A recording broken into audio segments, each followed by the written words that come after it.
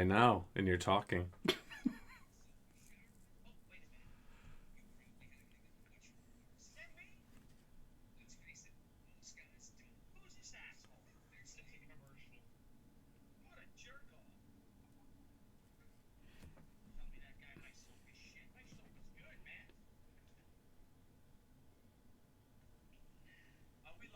Yes.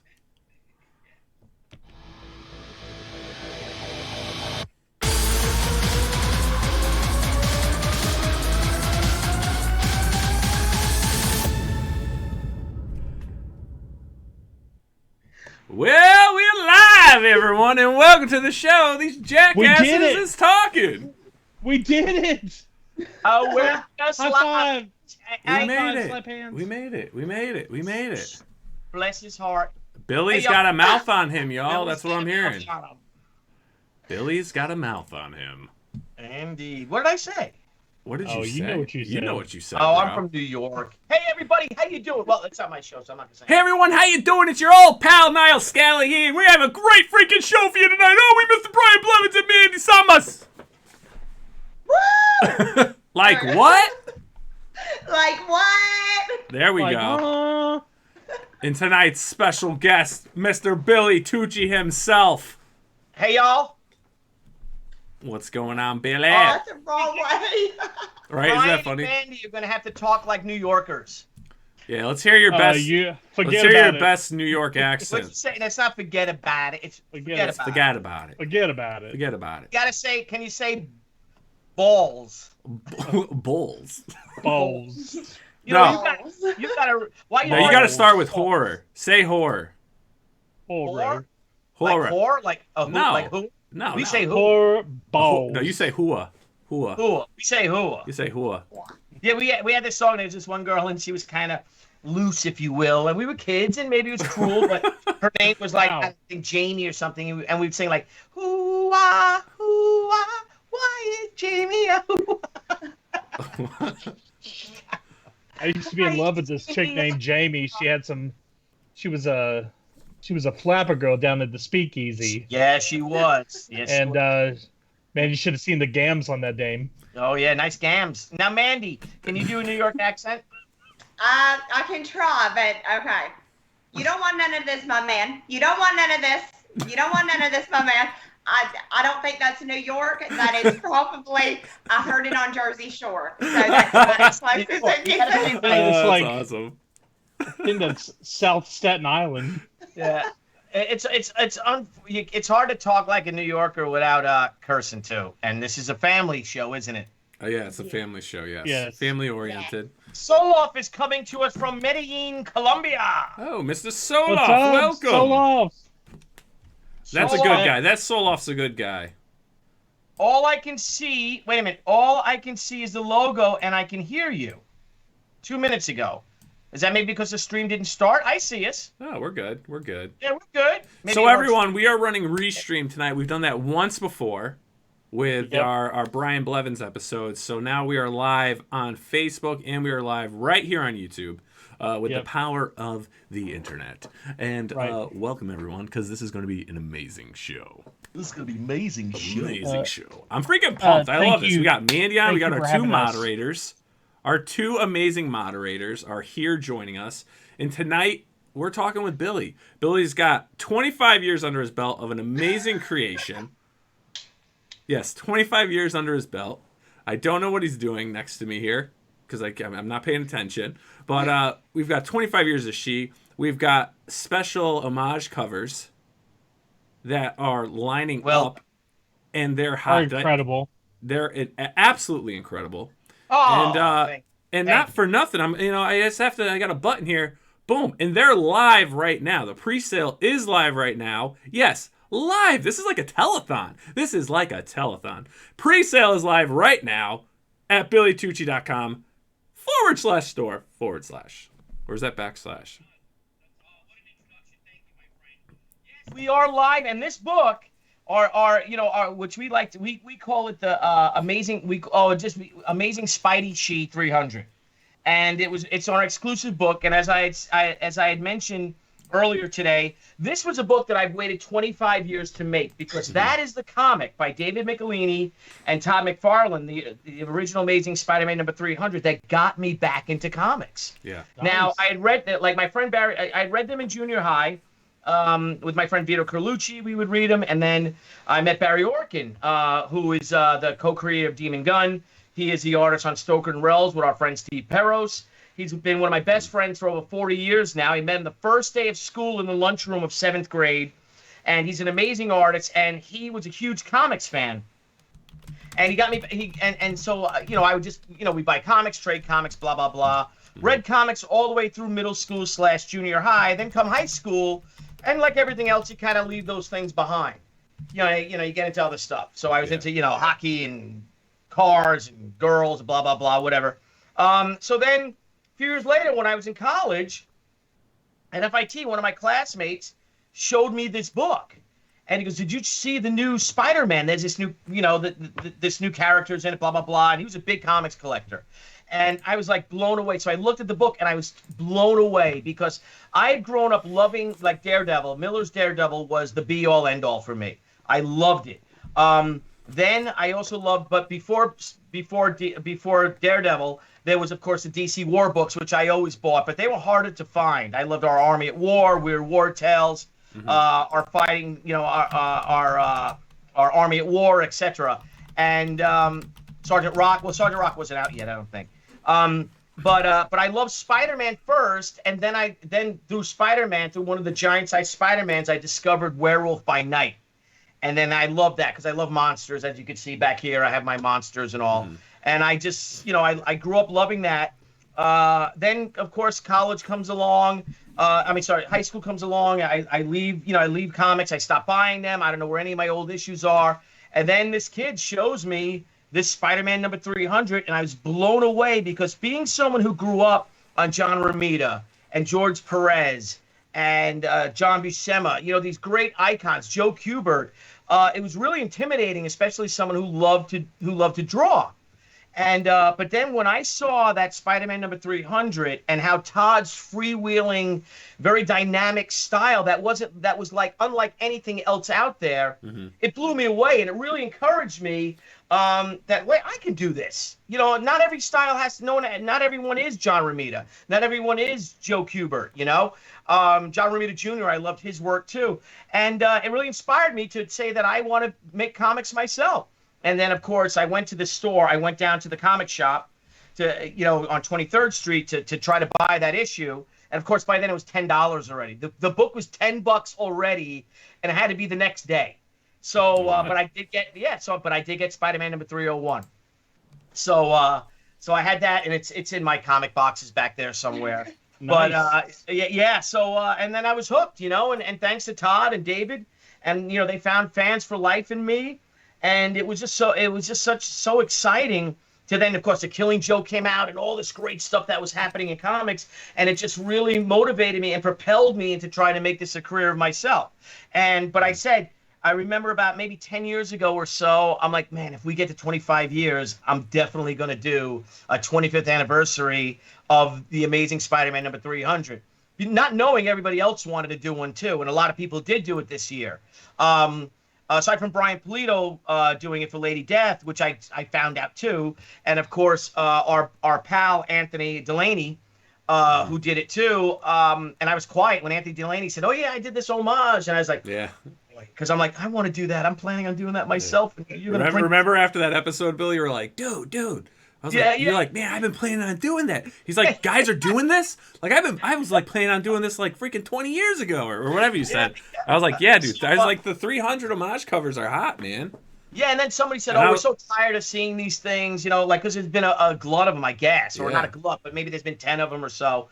And I was like, I don't care. I have to do this book. I've waited 25 years to do this issue. And then we found through Peter Cimetti and Alternative Press, we were able to find, not the exact, of course, paper stock that was used, but very close to it. That really nice, bright newsprint with a really slick cover. And those books are printed. They're already printed. Every single one of them. And that's what's different, though, about your book. Sorry to cut you off, Billy, but for people out there that don't understand, like, you didn't just make an homage cover. Like, you actually you brought the book back. Yeah, I wanted to to make an that homage time. issue. I wanted to make Correct. a whole homage issue. And wouldn't you know it? So we did the pre-sale. Somebody said, why are you doing the pre-sale and not waiting till New York Comic Con? Because just so, like, I would throw things out to friends of mine, like Jim Michaelek and a couple of other guys, you, Nile, of course, and Blevins, and talking to some of my friends. And they were like, hey, you got to do that book. You got to do it. But are you going to do a pre-sale? Because that book's going to blow out. You know, my friend Ricky Appleby in the UK. And so I'm like, all right, let's do a pre-sale. Because we did a pre-sale for the Boudoir edition, which I have here. And which, thankfully, because I left 4 of them back in the studio before San Diego, we have 4 of these left. This was our San Diego variant, which we just found. We have 4 of them. You get that on the website. The last 4 are for sale. But we did that pre-sale, I think, the day or 2 before San Diego Comic Con. And then we just got a glut of now that was $100 book. That's a really expensive book. This new book's only $10. But we just got so overwhelmed by them that we didn't know what we could sell or not. You know, so we were capping the books by day at San Diego, and some people were upset about it. But we didn't want to go through that again. So I'm like, you know what? Let's launch it a month before the show. So if anybody does buy it, we have plenty of time leisurely to send it to people. But holy crap, we sold over 200 pre-sales today. Wow. That's not even That's insane. That's crazy. Debbie's going crazy right now. She's printing them out. And that's not even, and then we had a few retailers get in touch with us. They want to buy bulk orders. And then, so right now we've sold 200, which means there's 300 left, but we're allocating another 30 because we're going to do, if I dare say it, an actual metal edition of the book. And I know I mentioned it earlier when I was talking about it, but we're going to do it. And I just did the cover for it today. So here's the cover. I'm going to send it to hang on. color. Whoa, Yep. whoa. We got to get up the Tucci screen. Hey, Tucci, how are you? Yeah, we're down here. He's in trouble. Oh, that way. This way. That way.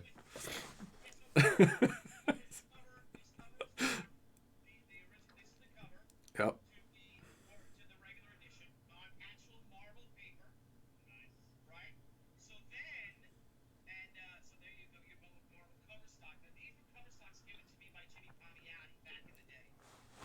Nice.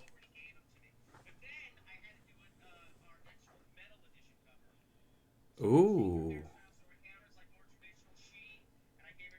Ooh.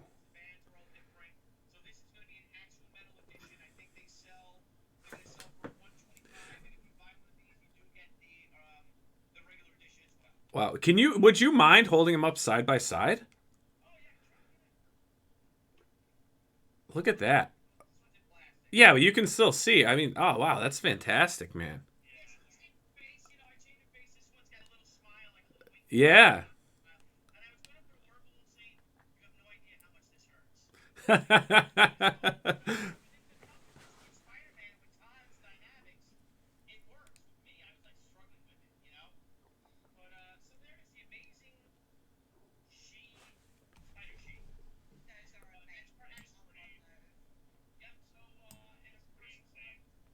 Post the image when we go with it. Of course, the cover is going to be different for the actual metal edition, and it's going to have the no sound, Billy, coming from me on Facebook.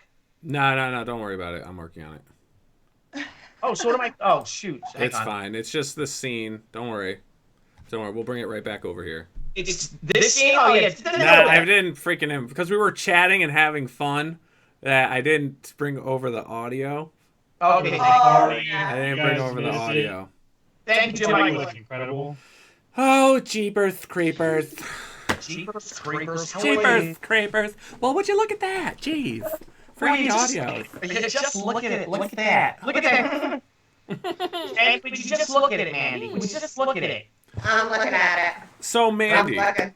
Mandy, So everyone, if we may, let's introduce, for those out there who may not know, our two moderators for our panel who work very hard.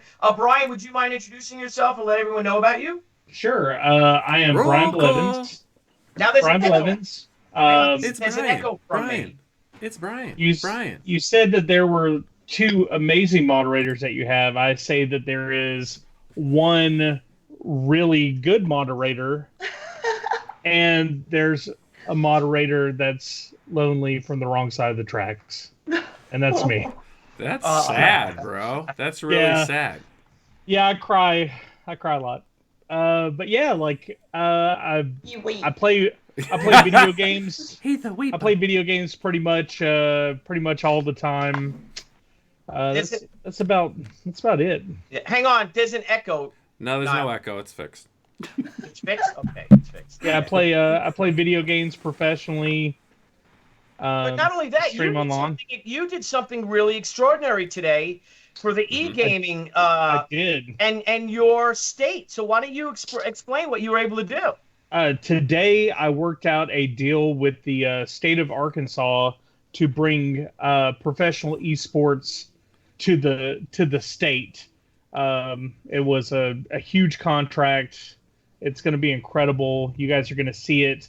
And Arkansas is getting prepped to actually make a bid for the 2021 Esport Olympics. Like, they're actually planning on putting the Olympics into our esports into the Olympics. And I think Arkansas is going to try and bid to win that. So.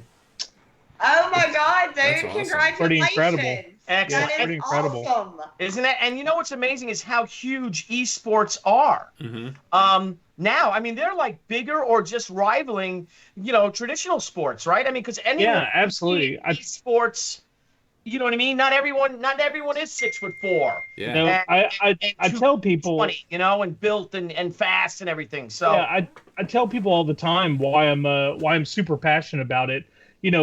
First of all, it's my wheelhouse. It's what I do. But second of all, like I grew up being bullied in school, same as a lot of people that are still dealing with this. And the school system rewards people that are athletic, good-looking, popular. They reward those. Even to this day, the school system still reward that. And all the other sports are always segregated by age, gender, sometimes athletic ability, and then even to go so far as disabilities, because even the Special Olympics have breakdowns. Esports is the only event like in the world that I know of. I mean, I guess if I thought about it, I could probably think of something else, but it is the most predominant where everybody is on a level playing field. right. Nobody has an advantage. They're all using the same equipment, the same deal, and you do have people that are handicapable that are able to compete with certain people. You have older people that get beat by younger people. In fact, about a month ago, a 16-year-old kid won $3 million playing Fortnite. And that's not even the biggest story. Like, there was a kid in a child that's part of a family who came over and became U.S. citizens. They're in New Jersey, and the kid, his dad was a trash guy, and they found like a TV in the trash, and they found a PlayStation in the trash, and with him and his buddies, they managed to go in and fix them to where they worked, and then he had to save his paycheck for almost a year to buy a controller for the PlayStation, and the game was free, and the kid used his neighbor's internet, and the kid played, and he got 13th place and won $300,000, which absolutely changed his whole family's life. That's And I mean, it's just feel good story, man. It's that's and amazing. that's what it was kind of taboo to really think about playing video games for a living, but yeah. Now, Brian, Anyway. I ask you a serious question. Yeah, go for it. You're not a small guy. Sir. When people are picking on you in high school, why don't you just throw a kid through a window or something, or smash him into a locker? Why don't you just pick him up and just be just and beat just the like a crap gorilla, out of him. just be like a gorilla and just Well, just like other, what I would perceive other big people, like it takes a special mind to want to hurt somebody. Yeah. I mean, like I would much rather just take it and move on than actually go about hurting somebody, because then I become just like them. Yeah, because you can take it, and you can hurt them physically. Yeah, like, absolutely, hurt you. absolutely. Huh. And I tell you what, it's been a lot. I mean, like, you still think about it every now and then, as you progress through time. Mm-hmm. But those times, they really don't matter in the grand scheme of things. They're building blocks to build who you are as a person. And I'm pretty sure that everybody has certain things that have forged them into the people they are today, whether they be good or bad. Yeah. So yeah, absolutely. I don't ever want to hurt anybody. It's. Yeah, you know what I find? Just, if we may divert from that for a second, what bothers me now is that you saw with the two people from Will and Grace, what they did today, or the other day they did, and about they had a fundraiser for the Republicans in Los Angeles, and they put it out there. We want to know who they are. Mm-hmm. So we know who not to work with, and they wanted to. It's a new age of bullying. You know what I mean? It's that, and maybe a lot of people, a lot of artist people, a lot of artsy people, and people that are theater kids and stuff, and they know what bullying is firsthand. And then they go out there and they want to actually blacklist their fellow creative people who may have voted for someone different than they did. Well, everybody uses different tools to bully people. Yeah. And unfortunately now, with money being so readily available on a large scale, people use their money to bully people. Yeah. I mean, it's why the rich stay rich, and the people that are again, I live in a community right now where a lot of the people that are on the city council and stuff are the high end people, and the underprivileged and minorities. They look at these people and they have adoration for them because they're what they feel that they can strive to be in their community. Mm-hmm. But the reality is that a majority of these people that they think have their best interests in mind are actually just, basically promoting themselves to keep people down. Yeah. And Ethan it sucks. says, man, I mean, just unleash the beast, Brian. Unleash the unleash beast. the beast. Unleash EVS said that. Unleash the beast, Brian. Yeah, No, but that's admirable. Like I said, like a guy like him, again, he could pick a kid up and throw him into a locker. Oh, he And will he crush him. did. And he chose, like, okay, you know what? There's obviously something lacking in that person's life. So, you know what I mean? So you can take it. And that's really admirable. Yeah. I'm just going to go plug my computer in. Hang on. I have my laptop. Okay, There bye. he goes again. Hi, see you later, There he Billy. goes again. Billy Bye. Billy. Tucci, everybody. Bye, Billy Billy. Tucci, So everybody. that's so I've got a board here, so that makes 7 times he's walked away from us.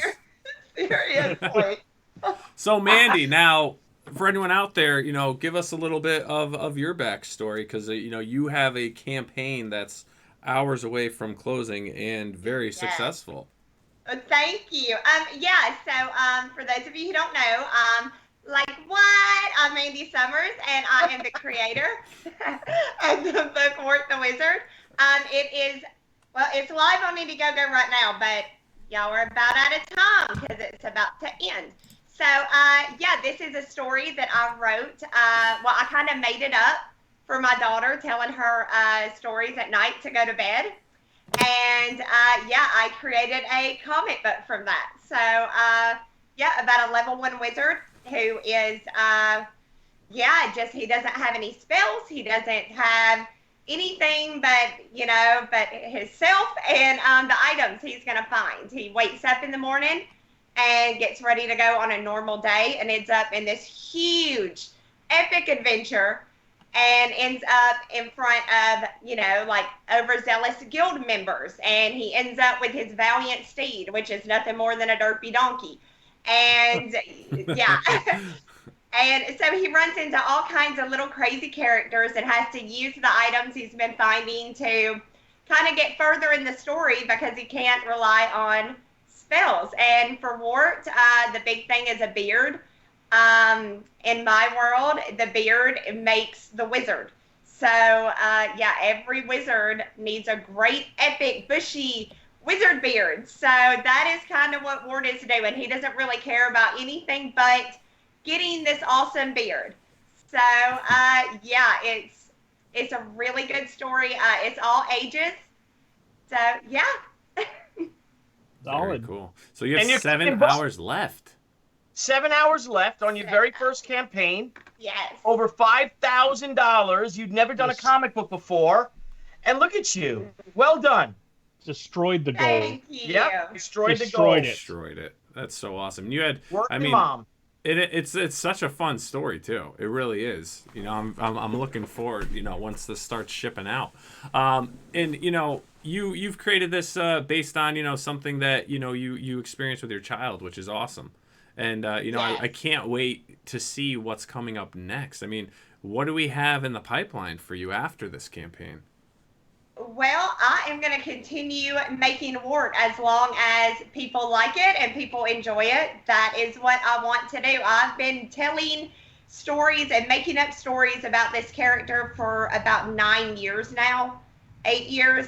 So I have a notebook that is ridiculously thick of stuff that I can pull from. I sit down with my daughter. We kind of go through. She picks some of her favorite stuff. I pick some of mine, and then I draw it up, and then so I'm gonna keep making more.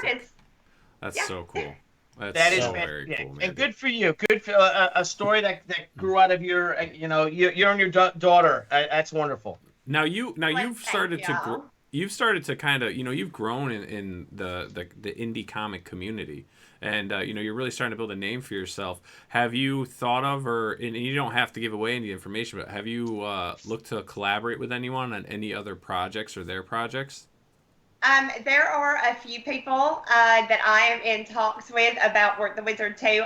One is kind of like, I'm pretty much, I'm handling that one. But number two, I've been talking to some people trying to get a little bit of collaboration on it. So but we're keeping it a secret. Very cool, very good. Well, I look forward to that and hearing about that. She's keeping it a secret. We're keeping a secret. Keeping it, bless her heart. I hope that secret doesn't make Brian's weep. Oh no. No weepins. That secret make you weep. No weeping. No Bless weepins. his heart. That's also an inside joke prior to the show, just so anyone knows. We did a whole weeping thing. The whole week. A whole It was weepins fun. thing. So, Billy, man, this show Yes. here, this is about you. This is about the 25th year of She, one of the best characters ever created in the comic book realm, industry, world. And you did something beautiful. And that beautiful thing is on pre-sale today. And for those that actually haven't seen a great image of this, I mean, here is the colored beauty colored by the great Wes Hartman. Wes Hartman did it. As you notice, it's an homage, if you will, or a parody to the legendary Amazing Spider-Man number 300, the first appearance of Venom, and one of the book that got me back into comics. It's a book that I spent, that I've waited 25 years to draw, to make a cover of it. And we didn't just do an homage cover. We did a whole entire homage book, replicating the interior newspaper, the cover stock, and the interior as close as possible. Because I mean, the gosh darn thing is 30 years old or so, more than 30 years old. So, Wes did an amazing cover. Mike Renzini, my pal, designed it and made the sheet to make a copy of it. And so that's up. It's up for sale now. We're going to do a limited amount of pre-selling, but we've already pre-sold 200 of them. And now Debbie's getting inquiries from retailers and groups and stuff, and dealers to sell them. And of course we'll sell them to them because we'll sell it to anybody. Who cares? But once we've already sold 200, so we'll probably I need 100 of them for New York Comic Con. So we'll sell another 200, but I don't know how many of those will be bulk. So if you want to get one to get a pre-sale, to get on the pre-sale list, I would just go to www.billytucci.com /store/ and they're there. They're only $10 each. Yeah, I mean, and honestly, you're giving those things away. Yeah, no, we're not giving them away. It's fun. I'm the Practically luckiest. giving them away. Well, thank you. I'm the luckiest guy in the world, and there's only 500 of them made. So after that, they're gone. But we are going to be doing a 30 for the 30 editions for the number 300 metal edition, or actual metal editions with the actual metal cover. Nice. Gonna be awesome. And everyone who orders one of those, that's not for sale yet because we're still putting it together. But that cover will have this cover art, a different cover, and you'd have to switch out. So if you could see, can you see? Yeah, you can see pretty good.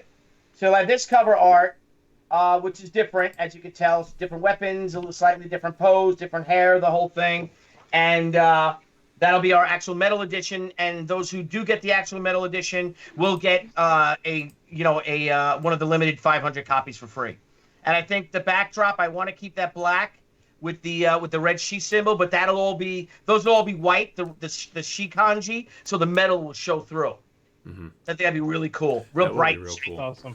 Real bright. That's gonna be awesome. Now, So- as far as the original art's concerned, is that gone, or what are you doing with the original cover? The original one is gone to that got scarfed up by my great friend Brett Carraris, who I owe him something, so this is sort of a gift trade up to him. But the one I did, the actual metal one, and there's only 30 of those that will be made. That one's still for sale. So somebody already inquired, a retailer inquired to Debbie today about it's a cover for sale. He collects these covers. Mm-hmm. So yeah, that's there it is. It's nice. I love it. I like the hair better. I think I love the idea of the two swords. I think it's just really cool. It's more chic, and when we get it colored, we're gonna add a Japanese castle behind her. But Nice. Cool. yeah, but I wanted to make the homage to Todd because Todd had this circle blank. The cityscape wasn't behind it. So I wanted to make it a real, homage, and then down here, instead of the Spidey face will be, and we'll digitally put that in, the cover to She, The Way of the Warrior number 12, which is the face shot, which actually was supposed to be the original cover to She, The Way of the Warrior number 1. I did that cover image before I did the cover to She number 1. And I'm like, it's a little too, because I want to do something with the face, with the cross swords and all that, I can get the She number 1. Let's see if I have She 12 here. Oh, here it is. Oh, good. Right there. She 12. So here's the color version of it. But that was the first sheet drawing I did, and then I'm like, it's a little too much. It's a little too close. And then I pulled back and I redrew this one. So and then this is the one that was on the stands that people saw and picked it up. I think I made the right decision. Yeah. Love this image, but this is going to be nice. So this will be in the circle. Is this in the little square, in the little rectangle? Will be this image instead of the Spidey face. Very cool. Fun That's stuff. awesome. Fun. Good stuff, man. So let's get, if you don't mind, I mean, you have 25 years of history with your character. What made you go the route of She? How did She come to be? Wow. Okay. Well, I was in college again. Once I saw that Spidey number, I'll call it Spidey 300. It really, like I said, really rekindled my love for comics. And when something just hits you, you know what I mean? You just get struck by something. And because I was in art school and I was actually a fashion illustration major, and I'm like, what am I going to do? What am I going to do when I get out of school? And I'm like, you know what, man, I'm going to make a comic book. So I was a huge fan of samurai films, of kung fu movies, and in one of my art history classes, I just fell in love with Japanese woodblock prints. And I just love that style, and I love how there's no real blacks in it. So you have to do all your shading and stuff with colors, and it's beautiful, beautiful work. Very clean lines. Usually Japanese woodblock prints inspired everyone from Alphonse Mucha to Charles Dana Gibson, to so much art, turn of the century art, and So I started to craft this story, and it was originally called Ron, which meant rebellion in Japan. And I had this story of a samurai clan. It started with this shadow war idea. I had this idea of a shadow war of the samurai and the ninja clans carried over from 500 years ago to today.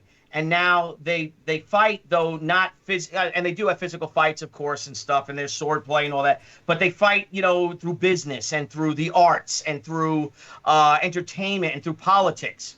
So I was really crafting that and studying all that. And then I'm like, oh, let me bring the Yakuza in as well. So I brought the Yakuza in, and the Yakuza is, of course, the mob. So I had this tri-patriotic war of the three different, really the three groups that ran Japan in a way, in so many different levels, and then that movie came out. I think it's called The Hidden or something, and it was Christopher Lambert, and it was a samurai. That was a great movie. Yeah, it was a great movie. He was on the train. They had the fight on the train. Big fight on the train. What a great Yeah, scene. absolutely. And I'm like, shit, that's a comic book I wanted to. So I'm like, all right, I'll get rid of the ninja. And then Barry Orkin, again, my friend Barry, who colored She the Way of the Warrior #1, designs our logos for us. My friend my comic friend from 7th grade, he told me about the Sohei Warriors. And I just fell in love with them. And the Sohei or the Sohei, as Todd had told us, Chuck told us, the Sohei were the warrior monks of medieval Japan. And they were Sohei warriors, and a lot of them were merely just samurai ordained by the temples. And they were to build up the strength of the temples.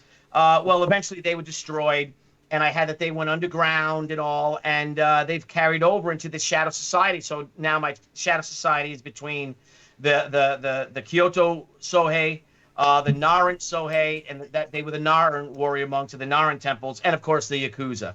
And that's what brought it in. But the more research I did, and the more I learned about the Sohei and Sohei. Sohei is female, Sohei is male. Between warrior monks and warrior and nuns, was that they fought with this naginata, this beautifully elegant weapon. And that just, so the more I research about the weapon, then I'm like, this character has to be a female character. It's got to be a woman. Mm-hmm. Now you got to remember, at the time I created this, Wonder Woman didn't even have her own title. The female, and I was told by friends of mine who were publishers and stuff saying girl books don't sell. Let alone a POC girl book of a person of color. You know what I mean? An Asian female comic, and maybe you could make it a white guy, like Shang-Chi. He's a white samurai, and I'm like, oh, that's like Christopher Lambert in that movie. I love that movie except for him. I wish he wasn't even in it. I wish this would have been a cool movie about ninja and samurai living today and still having this little battle. I'm like, no, I don't want to do that. And they're like, well, good luck to you. And when you know it, man, that book blew up. It hit Lady Death. Brian Pulido put out Lady Death in I think, January of 94. Now, we had all solicited our books earlier.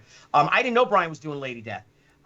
Lady Death came out in January 94, and he did 50,000 copies with a chromium cover. And the book looked gorgeous, and it blew out. The book just blew out. I think that helped us then when my book came out a few weeks later. People were like, what the hell is that?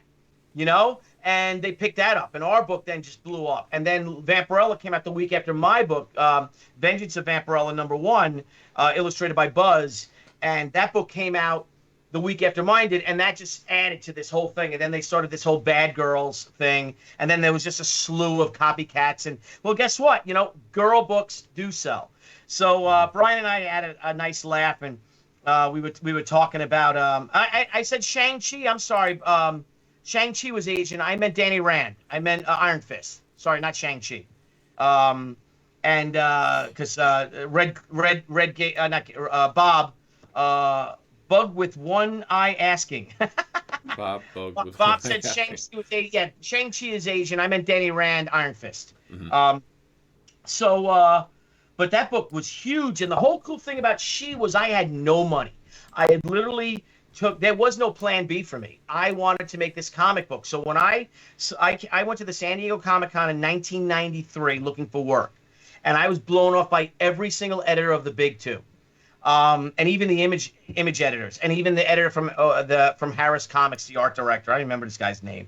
So I was walking around Small Press with my buddy Mark Sasso, and who's an amazing painter, very successful illustrator. Mm-hmm. We met Brian Pulido sitting with I think Jason Jensen and Stephen Hughes at a 6-foot table in Small Press. And he was the first professional to actually talk to me as a peer or to show me respect. And he was like, wow, this is really cool. You want to do a pinup for me? And I said, yeah. So we exchanged information. And I remember doing the pinup for him before She came out. I think I did it around Christmas time, 1993. And that ended up being the She pinup in the Lady Death swimsuit issue that came out, the next year. But Brian was so good to me. And Brian really inspired me because I was really dejected, and then I was on the airplane going home alone, flying home alone, and I was like, the hell with these people. I'm gonna do my own comic, because my samples were like the first 6 or 7 pages of She, the Way of the Warrior, and everyone's like, oh, that's kind of interesting, that's cool, but yeah, it's a girl book. Can you draw like Jim Lee? And what a DC editor told me if I could draw like Jim Lee, he's got a book I could work on, a story in an annual. And I'm like, first of all, I can't draw like Jim Lee. I just couldn't, and secondly, I didn't want to draw like Jim Lee.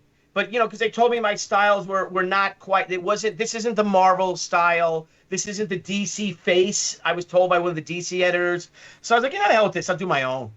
And wouldn't you know it, so I was 6 months behind in my rent when the book came out, and then we got the orders for the books, and I had partnered up with these people who weren't the most honest people in the world, if you will, and they basically, I ended up leaving them because I was like basically a glorified secretary for them. I was working, drawing away. Peter Gutierrez, who came and wrote, who scripted the first She with me, we were like, this is crazy, we got to get out of here. So I left them, but then they sued me. They said that they owned the property. Luckily, Debbie's aunt works for one of the biggest law firms in New York City, and he basically took care of it, and I was able to own everything, and I got everything done. But and I remember the quote of one of the guys said, we owed Diamond Comics $4,000 for the ad, and they wouldn't release the book to me. They wouldn't release the numbers and wanted to cancel the book. So I remember asking him, I said, we need $4,000 for these ads. And he said, Billy, if you think I'm going to pay $4,000 to advertise a comic book, you're out of your mind. And we were supposed to split everything 50-50. Mm-hmm. So I'm like, okay, I left them. I went to the neighborhood. I got my friends, lent me the money. I only had to raise $2,500 to pay Diamond. Diamond released the books. We had 37,000 pre-orders. Paid for the books because Diamond wanted me to cancel the book and resolicit it 6 months later. But I'm like, no, this book has to go now. So that book hit, and our 37,000 orders were the first week. By 3 weeks later, we had reorders of over 140,000 copies for that book. But I had only printed 50,000. Yeah, I only printed 50,000. So I'm like, you can't get them. I'm like, stop. I can't give any more reorders. So I bet you if I made 500,000 copies of that book, it would have sold of this one, of She, the Way of the Warrior #1. Yeah. But it was just great because and here's something for everybody out there that wants to do a comic. Your enthusiasm is contagious, because I had gone through a series of friends, someone introduced me to someone who did color separations, a printer. Now, Brian, you know what that is. Back in the day, we used to separate the colors in plates and all this stuff. But they also happened to have done Valiant books at the time. And Fred Pierce, who was vice president of Valiant at the time, was there. And Fred was looking over the art of She, all the colored pages, the original, because it was all hand colored. It was painted by Barry, myself, my friend John Tartaglione, who's the son of comics legend John Taglione, his sister Mary Beth. We were sitting there coloring the pages, trying to get caught up, because Barry was inking the book. Barry was doing everything. He said, this is great. And I said, yeah, well, I need to get a printer. And I had no money to pay this printer. And he called Spartan Printing and said, this is on my word, print this kid's book. And they did. And like I said, 3 million comics, and 25 years later, here we are. Wow. So pretty cool. The rest is history. Yeah. So the whole thing is like Mandy, like, your daughter has an idea, you're telling stories, like, yeah, make that comic, do it. You know, Brian, you got 2 great stories that I've heard. You got to make that book this year or next year. You too, Nile. Follow your dream. Everybody out there, follow your dream. I saw EVS was over here. Look what Ethan did. He had almost $1 million for Cyberfrog bringing this book back. You guys can do this. We can all do this. And everyone out there, I'm the luckiest guy in the world. Everything I have here, all this cool stuff, all these cool toys and all this stuff I have, I owe it all to comics and you guys. I really do. Wow, man. It's always so cool just listening to that, it really like gets you kind of pumped up and energized. And Red Gaze, thanks for the super chat. He says, here, have some money.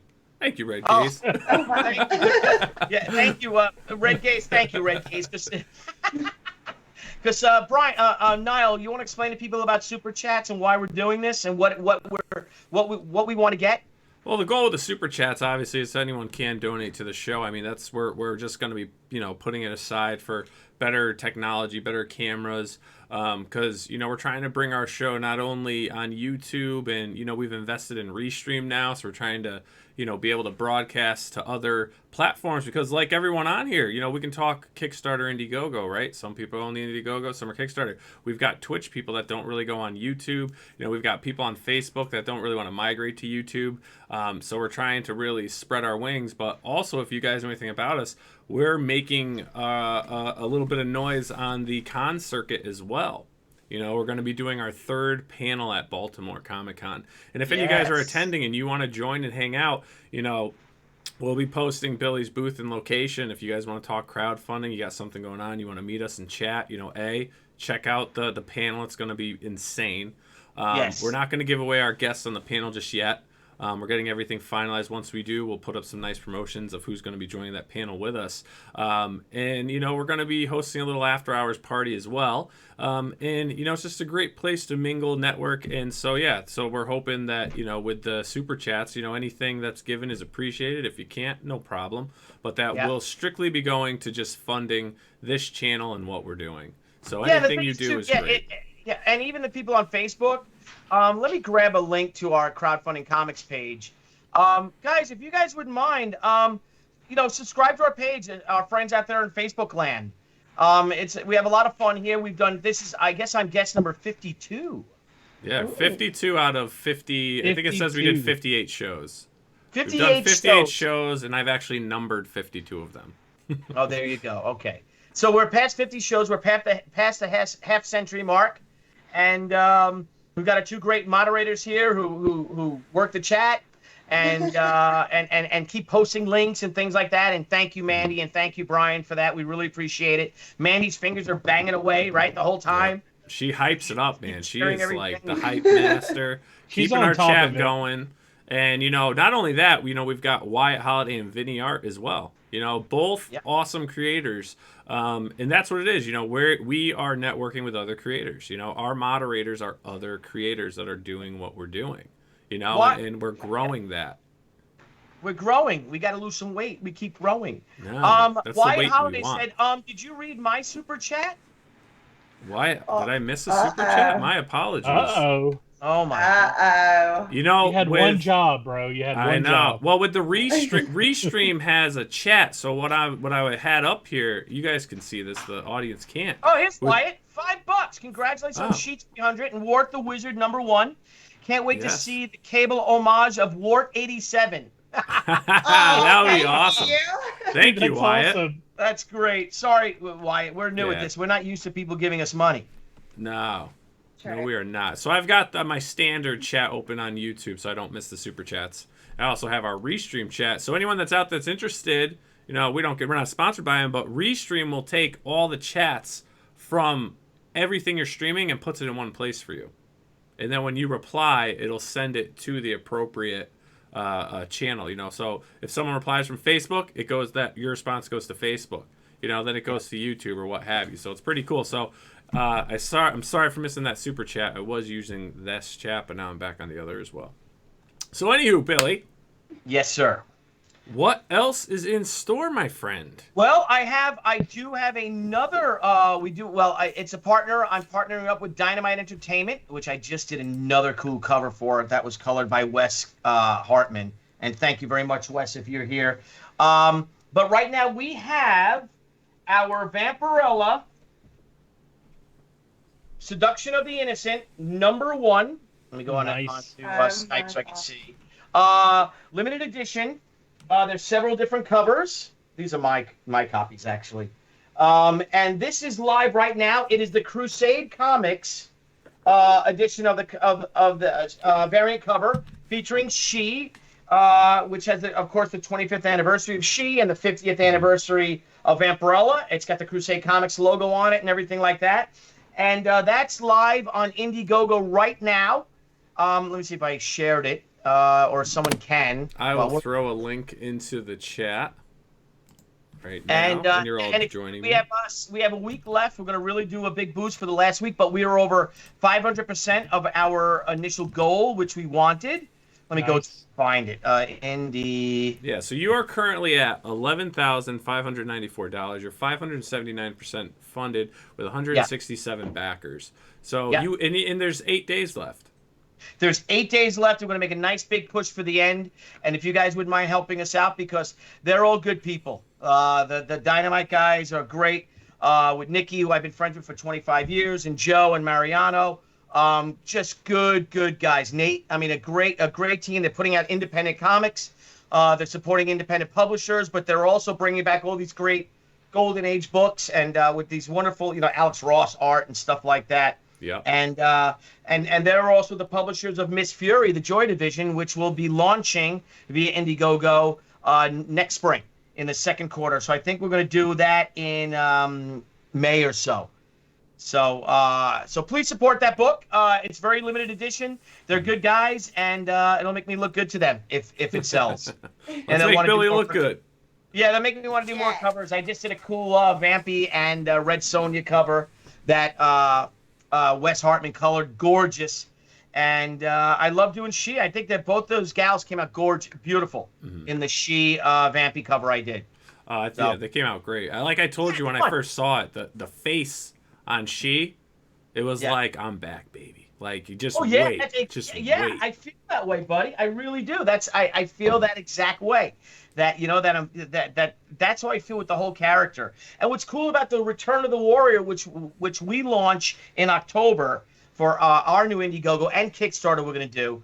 But it's going to be now the She, the Way of the Warrior. This book right here, as with the Spidey She 300 homage, is 25 years ago. What we're doing is making Anna Ishikawa a single mother raising her 16-year-old daughter, and the story has progressed 25 years from the original story. So her warrior days are far behind her, then it all comes back. And all the original cast members are coming back in stages, but Masahiro Arashi will be in the very first issue, and and we'll introduce Hotaru, her daughter. And I was actually sketching while we were waiting a little costume design for Anna. And she's gonna, nice. Yeah, that's kind of her civilian wear. Those things hanging down, I'm not going to put those in. So, but it's going to be this like nice short off the shoulder kimono type thing. And I was drawing I'm like, oh, I'll give her boots. So I drew that. That's the stuff I do when I'm waiting around. But I see another homage cover coming, Yeah. Some Secret Wars #8 with her in her outfit. Yeah. Secret Wars. Awesome. There you go. Yeah. Well, yeah. Awesome. Is that on an Amazon package? Well, we might do. There have been rumblings that after this metal edition, this cover might be used for something else. So I don't want to give it away. Give it away. Give it away now. But we might. What? What? Give it away. Give it away. Give it away now. There you go. Give it away. Give it away now. There you go. Come on, Blevins, come on, bro. Give it away, give it away, give it away now. No, bro, a little more attitude in that. Yeah. I'm Flea. Red Gaze, Billy Tucci, draw me like one of your Asian girls. Oh, dude, that just for the Red Gaze for the win. Yeah. The win, draw me like one of your Asian girls. Oh my gosh. Oh man, this is fun, dude. So let me ask you a question though. I mean, you went so many years with the She books. I mean, would you ever consider going back to, a traditional comic and not doing graphic novels, but actually putting out like, geez, what would you go, monthly maybe? Not yet. No plans of that, to be honest with you. I think we're going to go with, like Zombie Sama will be our first book in comic shops. We're going to do the Zombie Sama edition. We'll do a regular edition of Zombie Sama for retailers. And then the next one will be She. We'll do a Way of the Warrior, so people can get back. It's kind of a nostalgic, fun book. We'll do that as well through comic shops, through Diamond, and then we're going to start hitting with all of our graphic novels. We might break our graphic novels down to 2 issues because there are 48 pages of story and art, so we might break them down. So She, Return of the Warrior might be She, Return of the Warrior #1 and #2. We got to see. We have a meeting with Diamond with our rep. Steve during the Baltimore Comic Con. So we're going to lay out the whole year. But the cool thing about this, and I don't want to turn anyone off. Crowdfunding is wonderful, but you have a great way to reach an expanded audience by going through comic shops. And Diamond Comic Distributors are very accommodating to independent books now, and they're very aware of the success that crowdfunding has gotten. But this is a great way for us now to compete with the majors in comic shops, because you can go and like Mandy, you'll have Wart the Wizard. You can go to Diamond and submit your book to Diamond and say this, because you already paid for the book. The book is already done. Right. And you can go to them and say, and listen, here's Wart the Wizard #1, and it is done. So I'm going to give you a guaranteed in-store ship date. So you could do that, and the retailers will know that book is in their stores on that particular date, and they'll go and they will support you. Another thing is talking to Peter Simeti. Peter Simeti with Alternative Press is doing books that are incredibly affordable. Comics, because of the paper stocks are getting, we're doing bigger page rates. The paper stock is getting much better, I guess, because we're competing with bookstores or things online. You want to do a really nice quality book. Like I said, with She the Way the Warrior #1 is all on really the best paper we could buy back then, which is still a real premium cover stock, real glossy 70 or 80 pound, probably 70 pound interior paper. But I was able to sell that book for $250 back then. You do a book like that now, it's going to cost you $7. Peter Simeti, through Alternative Press, has been able to start doing various stages of newsprint. And the newsprint is beautiful. Let me go get a copy of it for you. Hang on. Mark it. 8. Mark it. Yeah. Mark it. Again. You know what though? Hey, but he's going there getting some great content for the show. Yes. So here's Peter's books. Now these are books, right? If you look at this is a gorgeous cover, right? You look at the interior of this book. Look at this. This is not, you know what I mean? Oh, wow. This looks amazing. Yeah. These books are far more affordable, and he sells these comics for $1.50. Yeah. In retail, he sells them in comic shops for $1.50. So, not everyone, because he does do a lot of bulk books, you may not be able to sell it for $1.50, but selling it for $2.50, is a hell of a lot cheaper than a lot of the mainstream books, which are now $6 or so. So that's another thing that you could, and I don't think the fans really care if it's on an 80-point glossy paper. I think that they just want to read good stories. Yeah. And if you could put out a more affordable comic and put it through and do it with a maybe not the most premium grade, paper stock, but still the greatest comics of all time were printed on newsprint, right? Mm-hmm. Correct. Exactly. Any great comic, really the greatest comics, except for like books that came after '94, like say, She the Way the Warrior #1 and Lady Death and stuff like that. Because we're all printed on newsprint. And even when Brian and I did our books and we did go with the premium paper, we felt that we had to do that to compete with the mainstream. Mm-hmm. Now it's the opposite. I think the way to compete with the mainstream is to have on-time shipping, guaranteed on-time shipping, and make your books more affordable than the big two books. Mm-hmm. So, and you can reach the world. It's a lot cheaper for Diamond to ship your books to England than you can through your crowdfunded campaign. Exactly. And if you want to even go that route, reach out to Peter Simeti. The quality of newsprint it's night and day compared to what it was. It's not the same process. You're getting those bright colors. You're getting all of that on there. And I mean, if people want it to be collectible, it's collectible. If people want it to be written to be read, then it's read. If they want to roll it up and shove it in the back of their pocket and go about their way, they can. I mean, it's crisp. That great new comic mag. Yeah, it's not cheap. And this is what, and we did the amazing Spidey She 300 on similar paper to this, because it was just it blew me away with it. Mm-hmm. So, nice. So that's that. Que sera, sera. But if you guys wouldn't mind supporting it, we really appreciate it. If you don't mind, support, like I said, the campaigns out there. Mandy's campaign is there. My campaign is up. If you guys wouldn't mind supporting it, sharing it, if you will, even the Vampirella campaign that's up there now in Indiegogo. If you guys can't support it, I understand. There are so many crowdfunding books out there and so many great books out there. Great properties. Brian Pulido just passed $305,000 with Lady Death Blasphemy Anthem. Incredible. But it's well deserved, you know. Yes. Look at you. You look at what EVS did. He's, like I said, almost $1 million. You know. You look at what Doug did. Doug Tenaple with Earthworm Jim, he's over $775,000, I think. You know, Rich Meyer, you know, he's made $800,000 in a year and a half. So the money is there, and the audience is there that wants to get your books. But not everyone's going to be an EVS. Not everyone's going to be Brian Pulido. Not everyone's going to be Jimmy Palmiotti. They're not. You're just not. But you could have a dream, and 3 months. But you could be. You can have your comp, but you can't. You can be. You could be the next EVS Pulido or any of those guys, but it's not going to be in a year. Yeah, like Brian Pulido has been making comics for almost 30 years. Yeah. You know, so you have a lot of those guys, or you get like EVS. He's been making comics for 25 years. Plus, he's worked on the biggest books there are out there. So. And Jimmy Palmiotti as well. Look what Jimmy's done. Jimmy transformed Harley Quinn. There'd be no Suicide Squad movie if it wasn't for Jimmy and Amanda with the success of Harley Quinn. There wouldn't. So these guys and gals have a great track record of doing books. You know, Gail Simone's done a couple of huge crowdfunding campaigns. But you know but she's put the hours in and the time in making those books. But someone like Mandy, you know, another Mandy. I didn't know who you were a year ago. No. 6-7 months ago, and now we love you. Now you're part of the family, and it's all through comics. Exactly. Yeah. I just woke up one day and I was like, I'm gonna make this a comic, and y'all, seriously, if I can do it, y'all can do it. So here I am. I'm funded.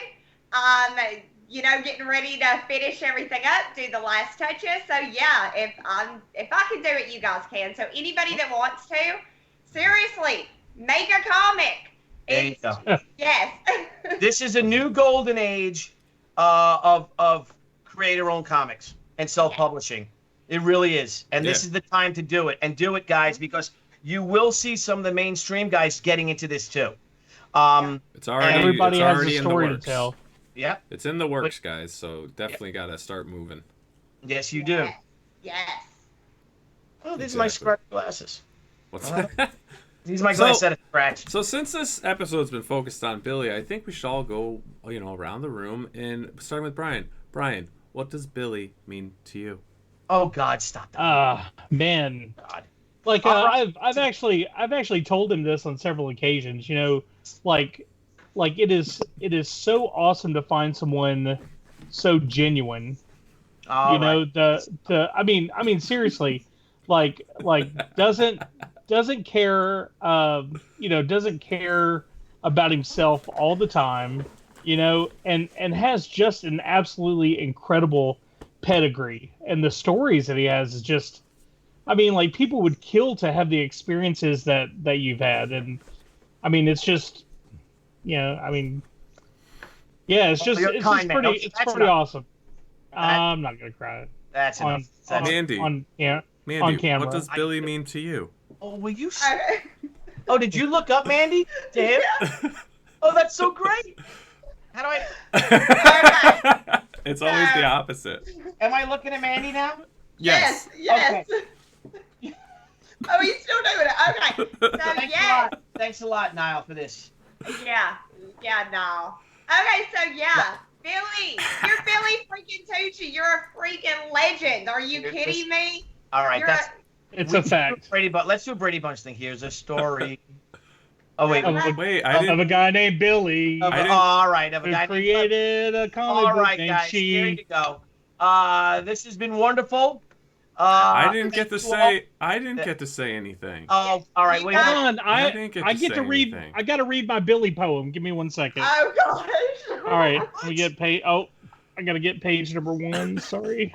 It's real short. It's real short. Oh my. Just kidding. There's this blank. All right, Nile. What do you want to say? Quit riding my coattails, bro. Oh, you ready? There you go, bro. God. This has been swell. This is fun, man. This has so been good. fantastic. Thank you guys for having me on. Hopefully Monday evening we'll have Crowdfunding Comics is expanding to Crowdfunding Comic Cons, aren't we, Nile? Yes, we are expanding the Crowdfunding Comic Cons, and we have special guests. So it's going to be Monday or Thursday. I'm going to get it verified tomorrow or Saturday.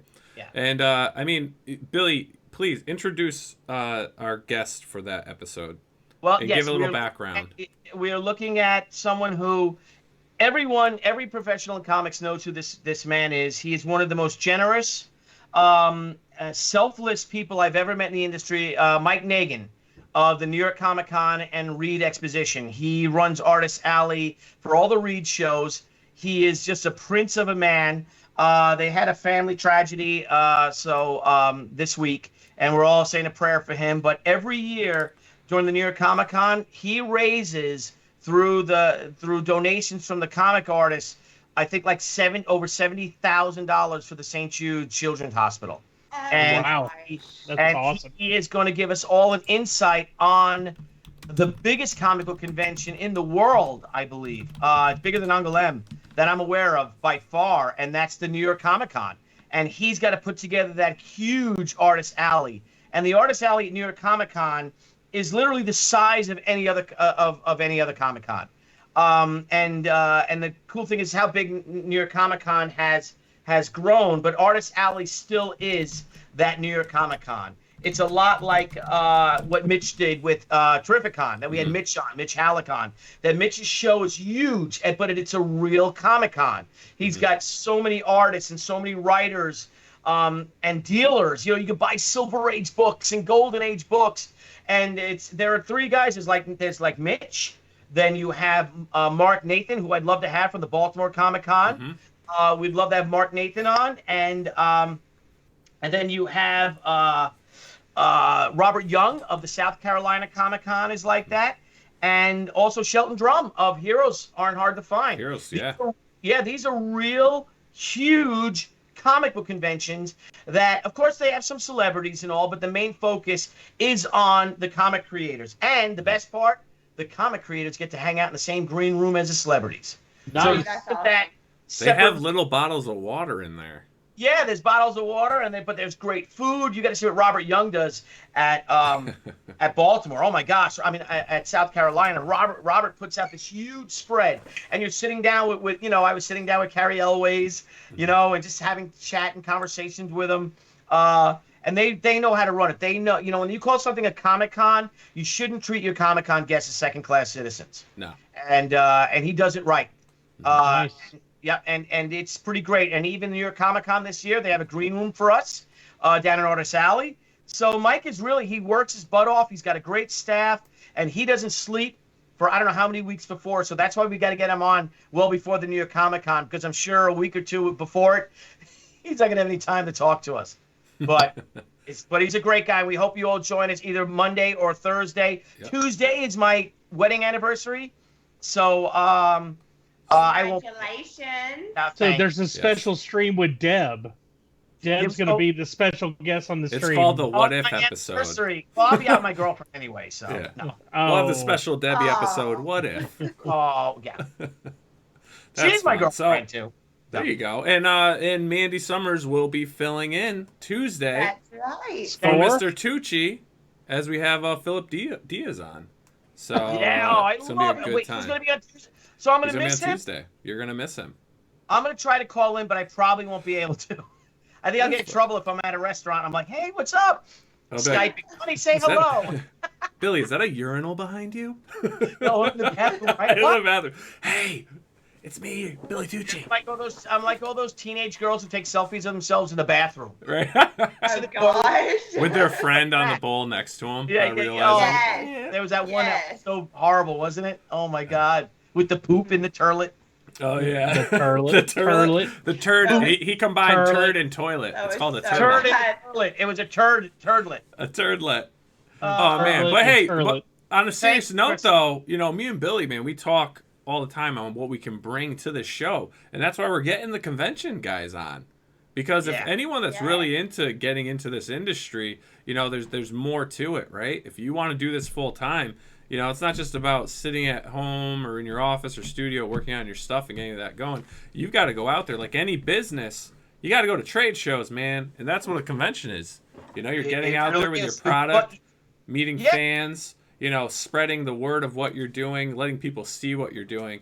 And, you know, that comes with the growth of it. So some people may not want to do that, and that's fine. But we want to, as well, educate on those processes and meeting people, because all these guys come from all parts of the country. You know, you're going to, you know, like Mitch we had on from Connecticut, we have a guy from New York, I think, South Carolina. You know, we've got other guys that are going to be on the West Coast, and we're going to keep reaching out to these guys and coming on. And, you know, they're who pull in talent. These are the guys that will invite you, you know. So as they get to know what you're doing, you know, you may receive an email from them saying, hey, Mandy, we're inviting you to, you know, be Right. an artist, our artist alley, you know. Yep. So it's Yeah. just it's another avenue for you guys. Yeah, and another cool thing is that when you create comics, or any like a really creative industry, if you're a screenwriter, if you're writing a novel, if you're a painter, you're an art, you know, you work in a very solitary environment. Not everyone can have that studio system where you're with your studio mates, you know. You know, so most of us are pretty cloistered up. You know, I come up here to my studio. This is where I write. The other side that you guys have seen is where I draw. And you got to be focused, you know. You know, you got to sit there. You got to draw. Or if you're writing, you either have your music. When I draw, I like to, you know, listen to a baseball game. But you don't. But you because you can't be all over the place and talking to other people because you get distracted too easily. And I have ADD, and just about everyone I know in the industry, most of my friends, I'd say 80% of them have ADD too. So, What? but once you're at the shows, then you're let loose, and it's like you're, you know, in college again, and you can just hang out with all your friends, and it's really inspiring because you get to meet the fans. And guys, let me tell you something. And Mandy, all three of you guys are going to find this out. There is nothing better in the whole world than someone coming up to you with something they paid for with their money that you created, and they hand it to you and they ask you to sign it. Oh my gosh, I bet. And then they say, thank you. And you're like, no, thank you. What are you kidding me? You know? Yeah. But there's no better feeling. It really is. It's like the most fun you can have with your clothes on. Nice. For real. Folks, yo. But if you could find a way to do both, well, that's for another show, I guess. That's for Yeah, another that's show. That's for That's another a show. That's Oh, crowdfunding comics after dark. Yes. Yeah, There you yeah. So I want to say thank you to everybody. You guys are wonderful. I mean, all of our guests, all the people that came on that are in this chat stream. Vinny, what's up, bro? Wyatt, thank you for everything. Chuck, thank you. Clayton, thank you. Kissel, thank you, honey. Art School Chaos, She Wore Team Up cover. Oh, look at the possibilities, Mandy. See? Uh-oh. Yes. So, She's, TJ, good she to is see going to you, bro. look weird with a beard, Greg though. Hayes, of course, thank you for I totally missed. I just caught the tail end of I that. said, she is going to look weird with a beard. I think Oh, so. man. But anyway, so and guys, I will be my next show, if I may, for anyone who's in the Harrisburg, PA area. Debbie and I will be at the Harrisburg Comic Con, which will be, I think, it'll be September 21st and 22nd. Oh, very And then good. after that, it's the New York Comic Con. Though I might be making a very special store appearance down in South Carolina the weekend after. But that's something really cool for a special book I did, an exclusive. So Very Solid. good. That's Very good. awesome. I do have an on-demand request, okay, Billy. Sting. Do you believe in ghosts, aliens, or Bigfoot? Oh my gosh, you asked me this question. That's I'm awesome. asking you. This is a request. Oh, Oh, that's a half mark. Half mark. Yes. A half mark. Uh-oh. Okay. Do I believe in ghosts? yes. Absolutely. My house is haunted. We have an old Victorian, 1885 Victorian, and it is indeed haunted.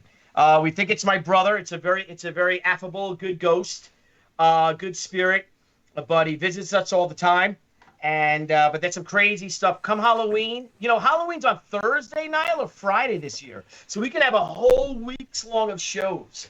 Ooh, did I tell you? Oh. Well, we're gonna have a special guest that week. So if anyone's like a fan of Ghost Hunters that was on Sci-Fi, or now it's gonna be Ghost Nation with Jason Howes and all that. So the gentleman that does all of his comic artwork and stuff is gonna be a guest on our show. And his Kickstarter's launching on October 1st. So I'm going to have a nice promo set up for that. And if you know who he is, you know who he is. If not, just hang tight. I've got a nice promo I'm putting together for this one because I'm looking forward to this. And awesome. Me too. Maybe we can get and Jason we got to talk show. about now if he does ghost hunting, we'll talk about the ghosts, of course. But I also want to talk like Bigfoot. I don't believe in Bigfoot, but I did see the Peterson film, and I saw a video on it. And we were talking, remember Mitch Brightweiser actually saw a Bigfoot, remember? Yes. Yeah. He saw one. And then someone else, who was it Shinobi Sasquatch told us about the ghost? Bigfoot, wasn't he really into the Bigfoots? Shinobi, we didn't have him on. No, not Shinobi. I'm sorry. No, I think I was talking to. Who was I talking to? Was it Wes Sasquatch? Wes Hartman has Sasquatch. He has Sasquatch. Yeah. Yeah. Was I talking to him about it? Someone was talking about. They were like, "Oh my God, no, you got to see this." And we were really. It's one of our early shows, and we were talking about, and they were really convinced that there is a real Bigfoot. I wonder if Crystal Van Diver ever saw a Bigfoot living out there in Kentucky. But in regards to UFOs, I absolutely do because I've seen several of them. One time I was flying in a plane, flying to Angoulême or to Paris, and I looked out my window and I saw an orb that looked like Sputnik was right by our plane and then took off, and it had to be off the wing. It had to be 50, 100 feet away. Silver orb, honest to goodness, like metal. It wasn't like a glowing, it was actually it looked like a Sputnik thing. That's crazy. And then when I was out in Roswell, we hunted out in near Roswell, New Mexico, and I saw some crazy stuff going like this and all. So I don't know if that was from Area 51 or whatever, but so that's that. Oh, Super Looper's in the house. Look up the Spotsville monster in Kentucky. Crystal, we're gonna have you on our show, one of our shows during Halloween week. That's gonna be a busy week, man. We got a lot for that week. Oh, that'd be a big hello. It'd be crazy. There's gonna be skeletons. We're gonna have skeletons on the show. We'll have some skeletons on our show. We're gonna be doing a whole skeleton dance routine. I want a skeleton. At Home Depot they sell them for $35. I want to get one so bad, and I just want to have it. I want to get a morph suit, and I want to have the skeleton. Yeah, I'm gonna get one of those green suits for my green screen, and I'm gonna do the skeleton parts on me, and I'm gonna do the dance from like that Walt Disney thing from like the 30s. And then Blevins is going to do it with me, and I'm going to be playing like instruments on his rib cage and stuff. Blevins has a gorilla suit. You saw the suit? I do have a gorilla costume. Dude, you got to be in the gorilla costume.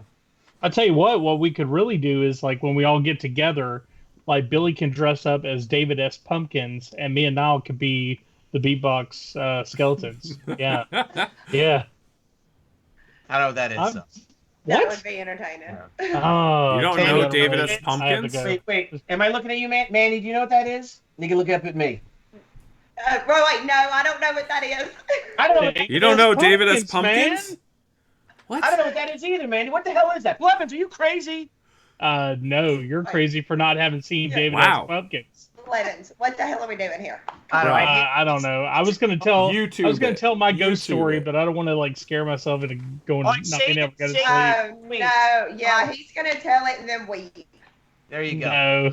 No. I cry off camera. Thank you. All right, guys. Well, let's get going. This was wonderful. I'm gonna go to bed. I got a lot of writing to do tomorrow, and I got to get this put together so we can get it colored and off to my colorist. All right, so let's get this right in here. So, guys, when you get if you get a chance, you haven't, please, you'll be seeing these popped up on Twitter, on Facebook, Instagram. If you can check it out and you want a copy, it's up for pre-sale. It's only limited to 500 copies of this homage cover, and they're currently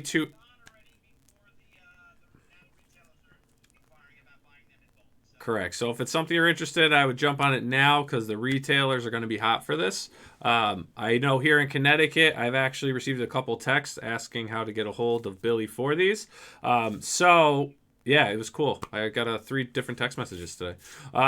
So, yeah, get on if you can. www.billytucci.com/store// 500 copies, 200 are claimed, only $10 each. So, guys, check this out. And if you can't, if you don't have the funds, just help share it. Let's spread the word of this awesome limited edition piece that is just absolutely gorgeous. And, not to be biased because you're a good friend of mine, I think this is one of the nicest, fine, professional 300 homage covers that's out on the market. One of the best. Agreed. Thanks. Great Totally. job on that, man. I think this one's even better. Yeah. I think the actual metal edition's even better. I think my lines are a lot better. I think her face is better. So, but that's just me. That's just you. But hey, you know what? You spent a lot of time on both of them, and they're both Mm-hmm. fantastic. So whoever's, Yeah. you've got one owner for an It's a original fact. piece, and anyone else that wants a piece of history on something that's just amazing on a 25-year character that is just still prolific in the industry. Reach out to Billy. Own a piece of history if you can. There you go. Well, Right? And If I guess yes. if I may, Brian, it's been great seeing you. Nile, great seeing you, and Mandy, of course, as always, great seeing you. It was good seeing you too, Billy. Awesome. Fantastic. And Yeah. I have it. Yeah, this was good times. Good times. And one more plug for tonight, guys. If you get a chance, we've got about. Yes. Let's see. Let's refresh this really quick. Let's refresh this. Billy, I'm sorry if I'm holding you up, but I just want No, not at all. Not at all. squeeze this Yeah. Oh my gosh! Nice. Wow. Thank you All for right. helping our moderator. She's amazing. Yes. Thank y'all so much. I promise y'all are going to love this book. I Yes. swear. Y'all are going to love it. So 5 hours left. Let's slam Twitter, slam Facebook, slam Instagram, spread the word. She's so close to $6,000. Yeah, let's get her 6. Let's see, how cool would it be to today, say? Mandy, I backed yesterday or today? It was Oh. today, and thank you so much. I swear when I saw, you backed it, I was like, oh my gosh, I have all of his books, and now he's going to have one of mine, and that is Well, you just gotta so forget- awesome. I remember we had you on the show, and I thought I had done it already. And I'm like, wait a minute, did I pledge? And I didn't. And I'm like, oh my God. So I'm glad I got in. Yeah, And I so- want Thank you so much. You so got it. guys, if you can, please, check it out, spread the word, back it. It's so much fun. I mean, it's such a Yeah. fun book. And keep in mind, she did all this herself, first time. Yeah. Yep. I mean, got it funded, everything. I mean, that's definitely admirable for sure. And it's a beautiful looking book. Yes, great Thank job. you. Great job. So awesome. And you Mr. guys kick ass. Yes. Thank All right, everyone. Thank you so much tonight. This was just fun, just hanging out, chatting. Billy, we got to do this more. We got to just start bringing more Hopefully it'll people be a on fun week. and just chat, chat it up. Little Yep. talking. Hey, with but y'all Tucci. have to do the dance party before y'all go live. Oh, Y'all All have right. to Oh, make y'all yeah, have to make yeah. that a thing now, where every guest has to do the dance party. I Well, think that's evolved. That's yeah. evolved because originally it started off with just a little humming, then Yep. singing, Yes. but then sometimes we go through we just try different voices and impersonations. Yeah. But Yeah. it's now evolving into a dance party. Yeah, I mean, does. once It does. Baltimore got brought in, it was game over. Oh, Yeah. yeah, Oh, yeah. Baltimore. Yeah, Tarzan boy. And Yes. we got Super Looper is in. Hey, Yes, Super he is. Looper. And he said Mandy can get $6,000 for sure. So if Super Aw, Looper thank says you. it, you'll get it. So Thank you. Amazing. All right, everyone. Nice. Brian, thanks again for coming on, man. It's always Brian, a Thanks pleasure. for having me. Mandy, as always, thank you so much for coming on the show. I look forward to Tuesday. We'll be Yes. hosting together. That'll be a good time.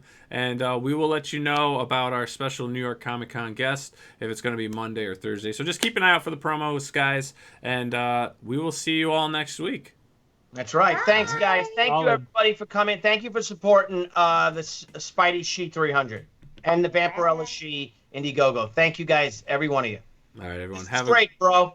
Yeah, man. I'll talk to you in a bit. Have a great night, everyone. All right, bye, guys. Thanks so much. See ya. Bye bye. You guys, everybody, goodbye. Hey guys, thanks again for tuning into Crowdfunding Comics. We look forward to hanging out with all of our crowdfunding fans every time we go live. And don't forget to click the link below and subscribe to our channel. And there's a little bell, you may want to hit that too. This way you get all the great notifications when we go live and when we upload some awesome content. You want to follow us? Sure, go right ahead at Twitter at CrowdFundComics with an X, Instagram Crowdfunding Comics, and Facebook at Crowdfunding Comics. Till next time, crowdfunding fans, we'll see you soon.